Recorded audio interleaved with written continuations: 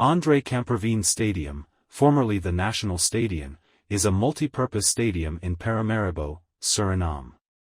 Since its opening in 1953, the stadium has been the official home stadium of both football teams SV Transvaal and SV Robin Hood and the official national stadium of the Suriname national football team.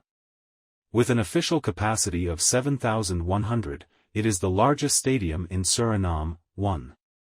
The stadium is also home to the Suriname Athletics Federation, SAB, as well as the Suriname Cycling Union, SWU. In 1997, Walking Boys Company joined Transvaal and Robin Hood as the third football team to make the stadium their home.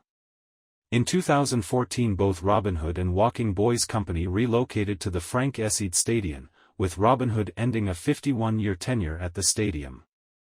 The stadium is named after André Camperveen, the first president of the Caribbean Football Union.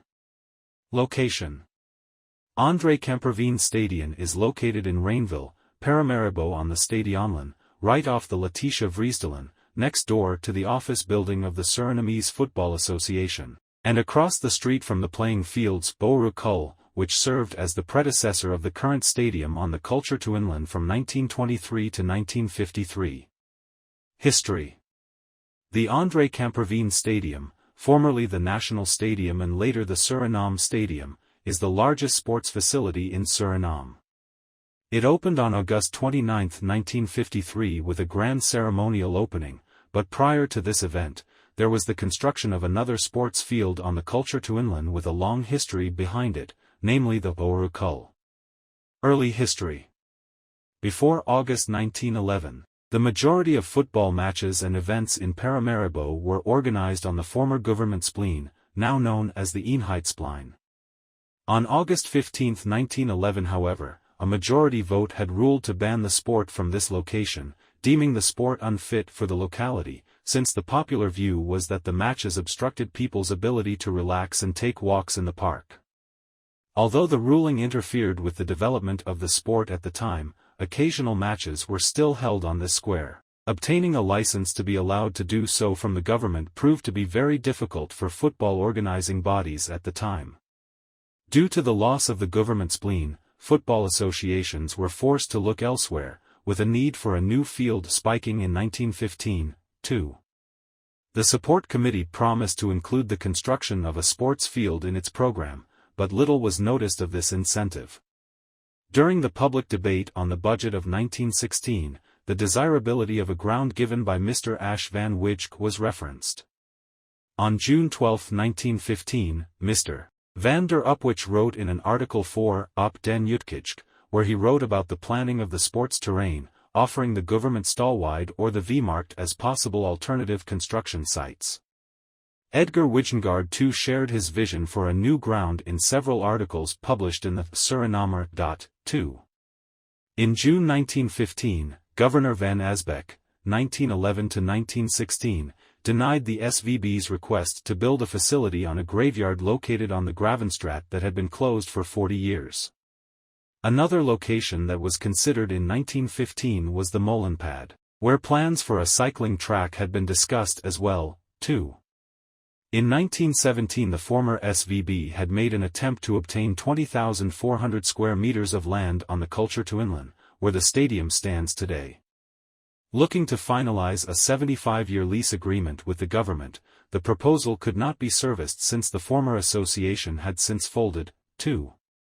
On July 25, 1919, the Catholic Sport Central, English, Catholic Sport Center, was founded on the Patronataririan in hopes to remedy the problem that was created in 1911. During this period, a fierce fight between Catholics and Protestants had erupted in the country, which was especially felt during sporting events, particularly at the newly established Catholic Sport Central, where Protestant athletes felt the Catholic clubs and players were given an unfair advantage. 2.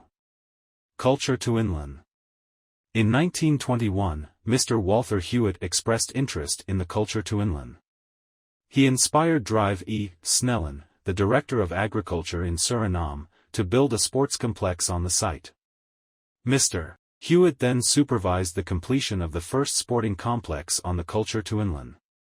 The initial cost of F10.00000 was projected, while only F9.600 were used to complete construction. 2. In 1922 it was voted that the sports complex be ceded to the Surinamese Sports Committee, SSC.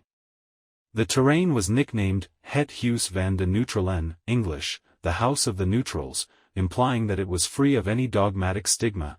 2. On July 29, 1923, the sports terrain Oru Kul was opened by Governor Heemstra in front of a crowd of 2,400 people. The opening ceremony ensued as follows. At 1645 Governor Heemstra made his entrance to the Wilhelmus sung by Jong Elto. Led by a military trooper, the members of the various sports clubs marched in, with their heads turned to the left to salute the governor as they walked along the tribune. 2. During the ceremony, 10 football clubs, 3 korfball clubs, 5 athletic clubs and a couple of cricket clubs were present. After marching around the complex, the team members took their places as Mr. Simons, chairman of the SCC, and Governor Heemstra delivered a speech and gave a toast. Afterwards the first sports clubs got their turn, with the athletic clubs Thesos, Tenaido, Uni and Wilhelmina taking their turns. Conflict of 1953. The relationship between the national associations for athletics, cycling and football have been strained since construction of the stadium was completed in August 1953. The governing body of football Suriname's Voetbalbond, SVB, the governing body of athletics Suriname's Atletiek Bond, SAB, and the governing body of cycling, the Suriname's Wielren Unie, SWU, have faced difficulties since before the stadium was even opened. Scheduling disparities have caused for the associations to quarrel since day one. 2. The difficulties between the associations started on Monday, August 24, 1953, when the Surinamese Football Association noticed that no time to practice was given ahead the inaugural games. After which the SVB declared that the other associations should stay away until after the games. Emmanuels, the chairman of the SWU, held a meeting with Emile de la Fuente, chairman of the SVB at the time, after which de la Fuente went to the press and declared that the Cycling Association had agreed to vacate the stadium from Monday, August 24 onward for the duration of the period ahead of the inaugural games. The governing body of football then locked the doors to the stadium. Emmanuels explained that he had agreed that the cyclists could train outside the stadium, but that it was important for the athletes and cyclists to be equally prepared ahead of the event. 2. All this of course only complicated the relationship between the two governing bodies, as the players of the national football team were allowed to access the stadium at all times, during athletics or cycling events for free, but when the SAB and the SWU asked for free tickets to the SVB-hosted events, they were denied. When the athletics and cycling unions asked for permission to have free access to a game together, de la Fuente was tickled and allowed it in exchange for all his footballers to be allowed to attend a cycling event. 2.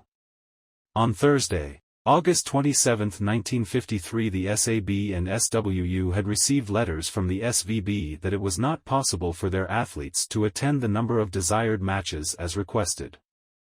That day the athletics and cycling governing bodies held a meeting. Together they wrote a response demanded not only the stadium access, but addressed 3 additional points, namely that all athletes receive access to all of the inauguration games. Also that the predictive numbers for attendance projected for the events were influenced by the accommodations of the stadium, which needed to be re-evaluated. The third point raised that a financial loss was being predicted for the final day of the sports week, which was an all-day cycling event, according to the SVB. 2. The invited guests from Aruba, Brazil, Guyana, Trinidad and Tobago for the opening ceremony stayed out of the conflict. Both A.R. Harding, manager of the Trinidad Cycling Union, and L.B. Allen, manager of the Athletic Association of Guyana, went on record stating that they were guests of the SVB and would stay out of internal conflicts. On August 28, 1953, the SAB and the SWB were asked to set their differences aside ahead of the games for the sake of the event by the Minister of Social Affairs Mr. de Groot. 2. The following letter was sent to the SVB on Friday afternoon of August 28. Geest Bestuur, Heerbij de language u meed dat wij op verzoek van landsregering van Suriname bij mond van de landsminister van Sociale Zaken in het national belang van Suriname zullen deelmen aan de op maandag 31 augustus en dinsdag September 1 te hoden wielren en adeltequitstrichten. Het resultaat van de opvoorstel van de landsregering gehouden bespreking wordt vastgelegd in het schrijven van de landsminister van Sociale Zaken dd 28 augustus 1953 en luid. Het is mij een genoegen u ons bespreking van hedenmorgen vast te leggen. Waarbij wordt besloten dat van beide bonden hun eisen aan de SVB met betrekking tot vrijplaatsen voor de sportweek in het stadion zullen laten varen in landsbelang. Garn zeg ik u to dat ik na afloop van de feestweek onderhandelingen met het bestuur van de SVB zal openen om tot een bevredigend regeling voor de toekomst te komen. Ik zeg u dank voor de sportief houding. Ensberg, Minister of Social Affairs, 1953. Translation. Directors considered, we hereby inform you that we will participate at the request of the Government of Suriname, through the Minister of Social Affairs in the national interest of Suriname to hold cycling and athletics competitions on Monday, August 31st and Tuesday, September 1st. The result of was recorded discussion on a proposal from the national government in writing the Minister of Social Affairs dated August 28, 1953, saying, "It is my pleasure to record our discussion this morning, where it was decided that both unions will abandon their demands to the SVB regarding free places for the sports week at the stadium in national interest. Please I tell you that I will open the festival week after negotiations with the management of the SVB to arrive at a satisfactory arrangement for the future. I say thank you for the sporting stance by you as adopted it." Ensberg, Minister of Social Affairs, 1953. Although the ceremonial sports week was a success, the relationship between the associations remained strained, seeing additional conflicts arise in 1956 and in 1977. One can draw the conclusion that the problem that was created in 1911 was resolved through the construction of the stadium, although the associations of athletics and cycling have repeatedly expressed their desire for accommodations of their own. 3. Energy crisis of 1987. Due to the energy crisis in Paramaribo of 1987, the Suriname's Voetbalbond decided to cancel all sporting events which were scheduled after nightfall, beginning in May of that year. Any event that was rescheduled was moved to either a Saturday or Sunday afternoon.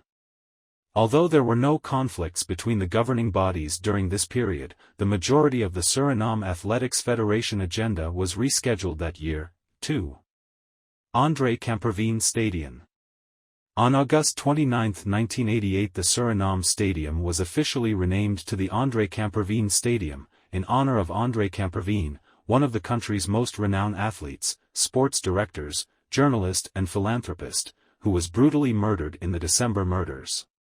Camperveen had been the manager of SV Transvaal at the Suriname Stadium from 1958 to 1964, and he was the first president of the Caribbean Football Union. The name change also served to commemorate the stadium's 35th anniversary, too. Situated outside of the stadium is a bronze statue of André Camperveen which was erected on October 1, 2000 to commemorate the Surinamese Football Association's 80th anniversary. Future plans. Oru Kul Project. In 2014 it was announced that the Surinamese Football Association and FIFA were investing in a new sports complex on the location of the Oru Kul playing grounds across the street from the André Camperveen Stadium. The goal is to improve the training facilities for the tenants of the stadium and to help improve the overall quality of football accommodations in Suriname. Oru Kul is the nickname of the former sports terrain on the Culture to Inland before the construction of the stadium. Oru means old in the Sranan Tongo language, and Kul is an abbreviation for the Culture to Inland. 13. Expansion of the stadium. In 2015, the Surinamese Football Association reported that they were going to renovate the stadium with a budget of $22.25 million, which would expand the capacity to more than 10,000.